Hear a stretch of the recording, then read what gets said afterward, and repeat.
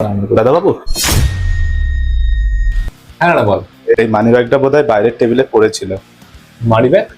তুই দেখি না তো, এটা আমার না তো। কিছু টাকা আছে বোধহয় ওর মধ্যে।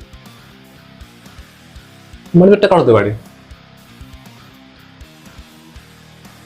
তুই যা, আমি দেখছি। তুই যা।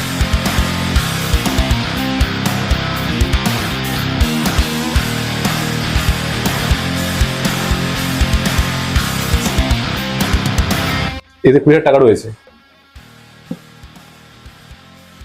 এত টাকা নিয়ে কে আসতে পারে? 20,000 টাকা নিয়ে এত টাকা নিয়ে কে আসতে পারে? আচ্ছা শোনো, আমার না মনে হচ্ছে এটা প্রতাপের পার্স। প্রতাপ?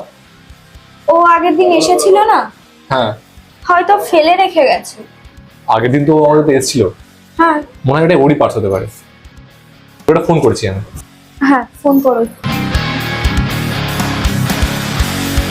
হ্যাঁ প্রতাপ। হ্যাঁ বল। বলছি একটা পার্স পেয়েছি আমার বাড়িতে, এতে টাকা আছে অনেক। এটা কি তোর পার্স রে? মানে তুই কি এখানে রেখে গেছিলি? ও আচ্ছা আচ্ছা, হ্যাঁ আমি তো পার্সটা খুঁজে পাচ্ছিলাম না, কোথায় পেলি তুই? এই তো বাড়িতেই ছিল, চাকরটা দিল আজকে আমাকে। থ্যাংক ইউ ভাই, ওতে 25,000 টাকা আছে, তুই রেখে দে, আমি এখনই আসছি। 25,000 টাকা? হ্যাঁ 25,000 টাকা, তুই রেখে দে, আমি আসছি এখন। ও আচ্ছা, ঠিক আছে। আচ্ছা ঠিক আছে, আয়, আমি ফ্রি আছি এখন।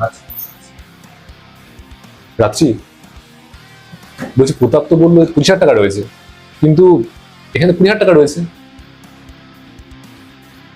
সে কি? তাহলে কি হবে? যদি ওই সব দেখে টাকাটা কম আছে, তখন তো আমাকে তোমাকে সন্দেহ করতে পারে ও। আর বাকি 5,000 টাকা কে নিল?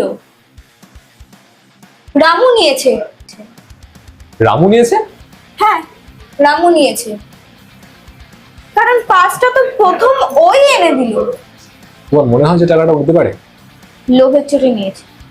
আসলে আমাদের বাড়িতে কাজ করে ও যা টাকা পায়, সেই টাকায় ওর হয়তো খুব একটা বেশি পোষায় না, তাই লোভে পড়ে ওই টাকাটা নিয়েছে।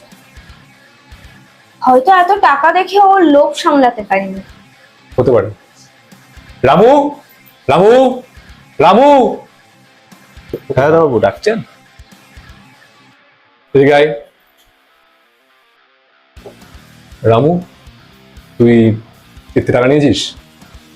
আমার বন্ধু আমাকে ফোন করে সব বলেছে যে এতে 25,000 টাকা আছে, কিন্তু আমি চেক করলাম এতে 20,000 টাকা রয়েছে।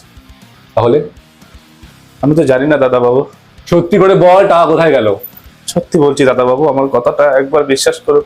দেখ, এখানে কিন্তু বাড়ির কেউ নেই, শুধু আমি রয়েছি আর তোর বুদিমণি রয়েছে।